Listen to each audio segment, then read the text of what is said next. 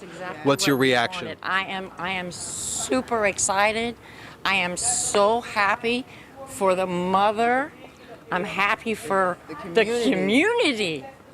Yes, most of all, I mean, Cody got his justice. Cody got his justice, and the community got what we wanted. Sharice, is there anything else you want? Thank you, Lord. Thank you, Jesus. And again, I say, he should still say where that boy is, where that baby is. Yes. But justice has been served. What do we want to happen now? I really wish he would step up to the plate to give closure not only to the family but to the community. Where is he? Where is Cody? Nancy, you heard the mother talk about the impact that this has had on her, the trauma her family's been through. What was your takeaway from hearing from Dina? I can see it. I can see it in her face, you know, and I feel for her as a mother, as a grandmother, to hear the tragedy that these babies has been through and trying to recover. I feel so bad for her, and I'm praying for her and the babies to get everything right, you know. Nancy, thank you. That was Nancy and Sharice, a couple community members who have been here throughout this all. Sarah Hammond was also in the courtroom for the sentencing, and she was there as the judge kind of gave some of his reasons. Ultimately, Sarah, the judge decided to go with the maximum of 45 years. He had the chance to deviate either under 45 or perhaps do something else. He opted for the max, and he gave some reasons why. He did. He said because of the age difference, because it was a familial relation, because of the way Cody was killed by his father, that those were all reasons he felt he could deviate and go above sort of what the sentencing guidelines were, and that was sort of his reasoning. And then there at the end, we also heard about some child abuse charges that may come out. Did the judge set a date on that at all? Not yet. They said they were going to handle all that through email just to kind of expedite the process, but they did make that motion. All right, Sarah, with some reporting there on the ground for us inside the courtroom. So that was another question we had. We know that there are some outstanding charges against Cory Bigsby involving several counts of child abuse and neglect. It appears that perhaps a date has not yet been set for those charges to be heard, but we do expect that to be heard at some point in the near future. But as for now, Eugene, the big headline out of here today is 45 years in prison for Cory Bigsby. And in fact, here's a gentleman who is dressed as Spider-Man, which was Cody's favorite superhero character, and some of the last clothes that he was seen in. Spider-Man happy. Yeah. Why this today? Because Cody loves Spider-Man. I'm here with Spider-Man. That's what Little Mama and Fat Daddy, the owner, and he got Spider-Man and everything else. I'm really proud of what happened today, like everybody else. Okay. Why did this case resonate with Hampton Roads like it has? Because he was so young and it was just like a mystery. Like, is no way that some child just disappeared. Is no way that he could just disappear. He's still out here somewhere, dead or alive. He's still here somewhere. Amanda, it's more than just baby Cody missing. How many more kids are missing in our community? That's a lot.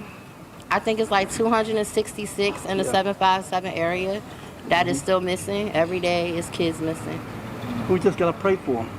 Yes, and if y'all see them, call the cops. Don't be scared to call the police and stuff on them. Call them. They need to be found. This is no place for no kid to be out here. It's no just place. pray and pray God that we can try to solve this. The kids don't get killed. It hurts. Yes. That's what I'm here for. I'm sorry. Do you think we'll ever find the body of baby Cody? I hope so. I pray we do. I pray we do. Even if it's just a little thing is a bone fragment, as long as we can find a part of Cody. Yes. just anything to have confirmation. Anything to happen. So there are more community members who have been here throughout the entire trial. The trial ended back in March with a guilty verdict for Cory Bigsby. He was tried in front of a jury of his peers who came back with a conviction. They spent under 2 hours deliberating and eventually convicted on second-degree murder and concealing a body charges. Then you fast forward about 3 months later. Today, June 18th, marks 3 years, prosecutors say, since Codi Bigsby was murdered at the hands of his father, and the judge ultimately giving the maximum sentence. I'm looking over to my shoulder because we are hoping to hear from some of the attorneys as they come out here today. Some of the defense team who is yet to offer comment. They did not offer comment at the time of the conviction. Perhaps they will have something to say today. Do they have any kind of plans for appeals? We will certainly ask them that. But then we also want to hear from the Commonwealth's attorney. This was a big case for them to take on, the first no-body case in Hampton history. And here, not only did they get the conviction, but ultimately, Eugene, they got that maximum of 45 years in prison for Cory Bigsby, where he will spend more than 4 decades for the murder of his son, Codi. 3 at the time of the murder, 4 at the time his reported disappearance by his father. Dan, if you can hear me, just a quick question. Was Cory Bigsby in the courtroom today? Did he have any expression? If so, let's go this way. You know, Eugene, it was the same story that we saw during the trial, and it was an expressionless Cory Bigsby for the most part. The same today. He was led into the courtroom in handcuffs because he has spent the last 3 months behind bars. He had originally been out on bond through the proceedings of the trial. But today, when he was led into handcuffs, really the same sort of expressionless face that we saw throughout the trial. And across the street is Anton Bell, Commonwealth's attorney for Hampton, giving some people a hug, community members. And right behind Anton is the mother of Codi Bigsby, who testified today. She was the sole witness today for the Commonwealth's attorney, giving her victim impact statement, talking about the trauma of today. And I've just heard that Mr. Bell will be giving a news conference. So whether that is to be outside or perhaps indoors, as he crosses the street, it appears, Eugene, that press conference will be indoors. So if you all want to hang with us, we certainly hope to take those comments live. But Eugene, go ahead and any other questions you have, send my way. Yeah, you talked about the mother. She testified today. She spoke. What were some of the things that she said in the courtroom today, Dan? Eugene, repeat that question about the mother, please. You said that she spoke and testified. Well, what did she say in court?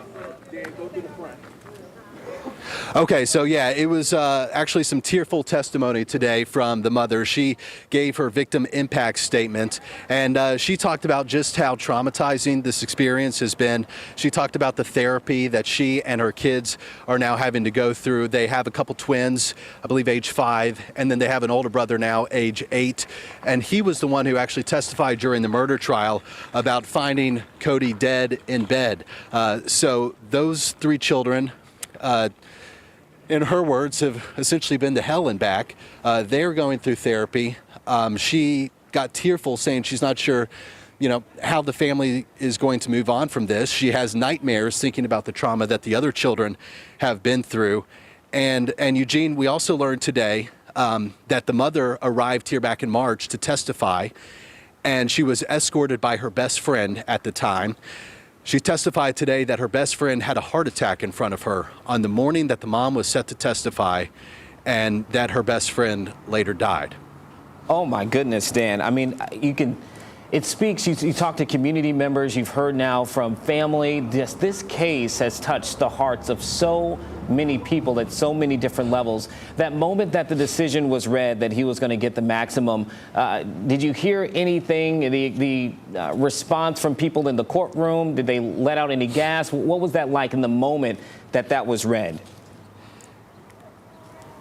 So we were on the right side of the courtroom, the media, and in front of us was about 4 rows of community members, and there was audible sighs of relief from the community members who have been here since March in support of Codi. On the other side of the courtroom was a handful of members of Cory Bigsby's family, including Cory's older sister, who testified not only during the trial but also today, and then also a couple other members of Cory's family. So being on the other side of the courtroom didn't get a great look at family reaction, but in terms of reaction from the defendant, again, emotionless today.